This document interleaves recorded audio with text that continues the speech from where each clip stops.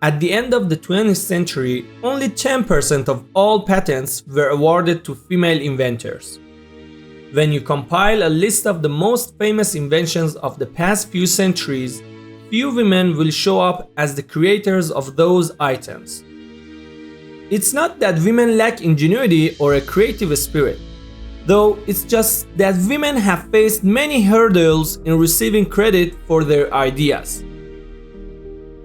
Take the case of Sybilla Masters, a woman who lived in the American colonies. After observing Native American women, she came up with a new way to turn corn into cornmeal. She went to England to obtain a patent for her work, but laws at the time stipulated that women couldn't own property, which included intellectual property like a patent. Such property was considered to be owned by the woman's father or husband. In 1715, a patent for Sybilla Masters' product was issued, but the name on the document is that of her husband, Thomas. Today, we want to talk about some important inventions of women and the problems they faced. For more incredible stories and insights, subscribe to our channel and join our curious community. Number 10. Chocolate chip cookies. There is no doubt that many treasured recipes came about through accidental inventions in the kitchen, but we must single out one of the most enduring and delicious of these recipes, the chocolate chip cookies. Ruth Wakefield had worked as a dietitian and food lecturer before buying an old toll house outside of Boston with her husband.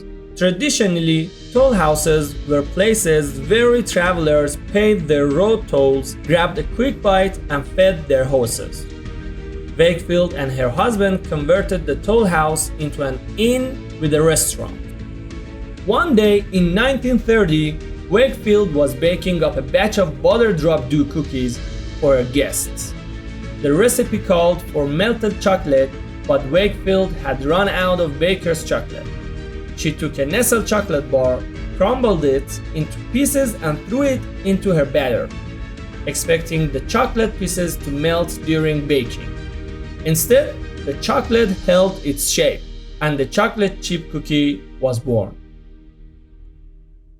Nestle noticed that sales of its chocolate bars jumped in Mrs. Wakefield's corner of Massachusetts, so they met with her about the cookie, which was fast gaining a reputation among travelers.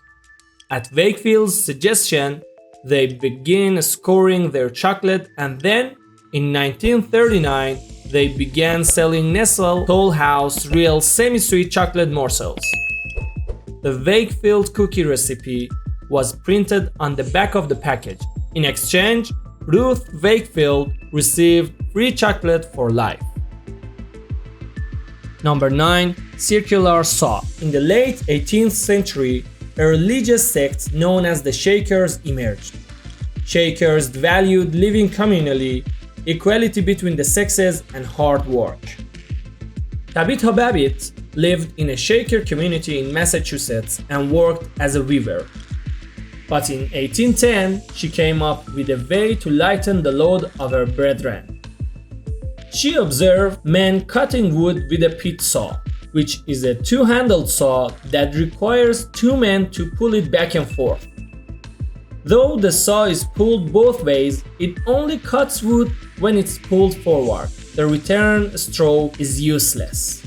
To Babbitt, that was a waste of energy. So she created a prototype of the circular saw that would go on to be used in sawmills. She attached a circular blade to her spinning wheel so that every movement of the saw produces results. Because of Shaker precepts, Babbitt didn't apply for a patent for the circular saw she created. Number 8. Liquid paper. Beth Nesmith Graham was not a very good typist. Still, the high school dropout worked her way through the secretarial pool to become the executive secretary for the chairman of the board of the Texas Bank and Trust. It was the 1950s and the electric typewriter had just been introduced. Secretaries often found themselves retyping entire pages because of one tiny mistake, as the new model's carbon ribbon made it difficult to correct errors. One day, Graham watched workers painting a holiday display on a bank window. She noticed that when they made mistakes, they simply added another layer of paint to cover them up. And she thought she could apply the idea to her typing blunders. Using her blender, Graham mixed up a water-based tempera paint with dye that matched her company's stationery. She took it to work, and using a fine watercolor brush, she was able to quickly correct her errors. Soon, the other secretaries were clamoring for the product, which Graham continued to produce in her kitchen. Graham was fired from her job for spending so much time distributing what she called mistake out. But in her unemployment, she was able to tweak her mixture, rename the product liquid paper, and receive a patent in 1958.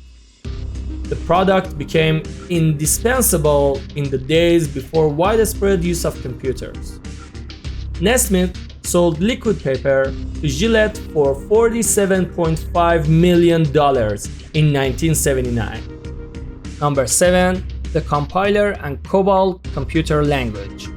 When we think about advancements in computers, we tend to think about men like Charles Babbage, Alan Turing, and Bill Gates. But Admiral Grace Murray Hopper deserves credit for her role in the computer industry. Admiral Hopper joined the military in 1943 and was stationed at Harvard University, where she worked on IBM's Harvard Mark I computer, the first large-scale computer in the United States. She was the third person to program this computer, and she wrote a manual of operations that lit the path for those that followed her. In the 1950s, Admiral Hopper invented the compiler, which translates English commands into computer code.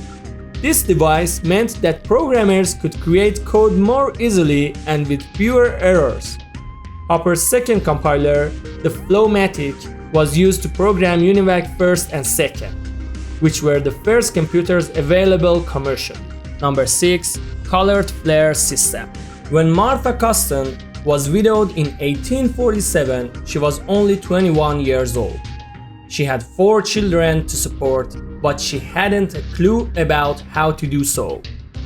She was flipping through her dead husband's notebooks when she found plans for a flare system that ships could use to communicate at night.